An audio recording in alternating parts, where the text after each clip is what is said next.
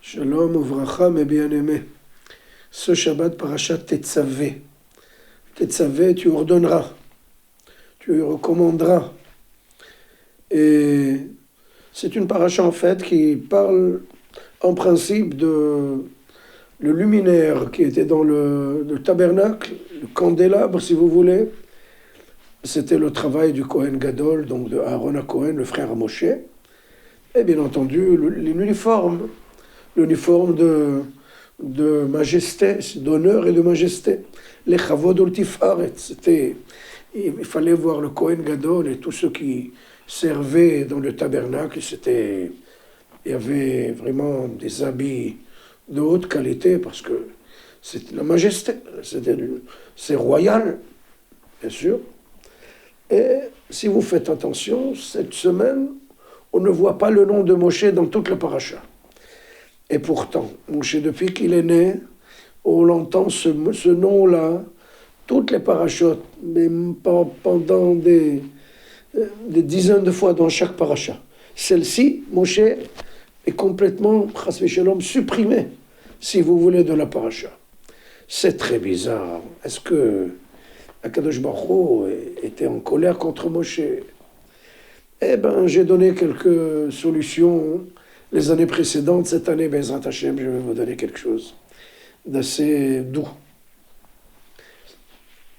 Et vous savez que Moshe Rabbeinu n'a pas voulu prendre la place de Aaron.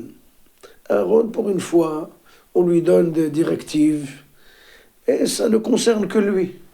C'est exclusif à Aaron. Et Moshe, là, il sait justement se retirer d'une façon très, très sympathique, sans trop s'alourdir. C'est vrai, je vous ai donné la Torah, mais il y a des moments où la personne doit apprendre à se substituer, à se soustraire de l'équation. C'est très important. Je vais raconter une histoire qui est arrivée dans notre région. Il y a deux enfants qui voulaient faire une bar mitzvah. Bon, on va chez le délégué de la synagogue.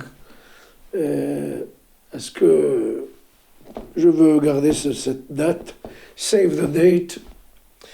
Merci de me garder cette date. Bon, le délégué a marqué. 2-3 mois après, une autre famille qui vient, est-ce que vous pouvez me garder cette date? Avec plaisir, il a marqué. Mais il n'a pas fait attention que c'était la même date. Bon, après 3 mois, les deux familles se la ramènent, ils se regardent les uns les autres, confus, embarrassés, ne savent pas comment résoudre ce problème-là. Ils ont été chez le Rav de la synagogue. Monsieur le Rav, qu'est-ce qu'on fait? Alors demain, on n'a pas le choix, on va le juste milieu.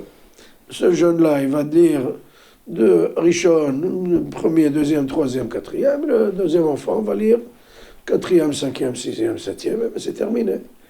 Et tout le monde sera content, et c'est tout ce qu'on a à faire. Bon, ils ont pris le défi, on y va. Le premier qui monte à la Torah, bon, c'était pas le crayon le mieux taillé de la classe. Il a fait des erreurs à droite et à gauche, et vous savez, comme il est obligé, il est dû, on doit corriger, on ne peut pas laisser passer les choses comme ça. C'est la Torah, on ne peut pas changer la Torah.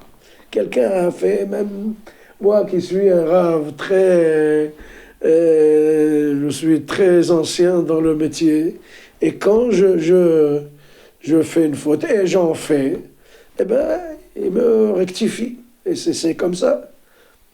Bon, il a fini, tant bien que mal. Le deuxième, un jeune homme, qui monte, il avait une voix de folie, il s'est préparé à la perfection, il a lu d'une façon, toute la synagogue était époustouflée. Seulement, dès qu'il a terminé son,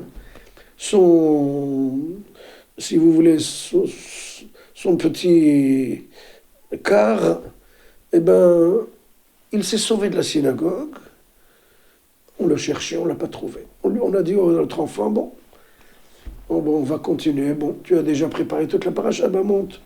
Et il a lu toute la paracha, bon, c'était pas ça, bon, on a fini.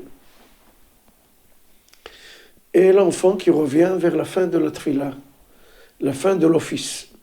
Son papa lui dit, mais qu'est-ce que tu fais? Tu m'as fait non, tu m'as déshonoré là. Il lui a dit, papa, si j'avais lu tout le reste à la perfection, tout le monde aurait oublié cet enfant-là, le malheureux. Alors j'ai lu mon morceau et je me suis sauvé pour ne pas le déshonorer, pour ne pas avoir lui donner comme ça, de rester complètement déshonoré, malheureusement. Et c'est ça, Moshe Rabbeinu, il se dit, voilà, Akadosh Baruch Hu est en train de donner des directives à Aaron. Eh bien, c'est bon, moi j'ai suffisamment de parchiotes, je vais me soustraire de cette équation-là. C'est terminé. Je vais laisser mon frère Aaron avoir l'exclusivité et le focus sur sa personnalité volumineuse, Bezrat Hashem. Et c'est comme ça que Moshe Rabbeinu a su être très sensible à l'amour de son frère, Shabbat Shalom.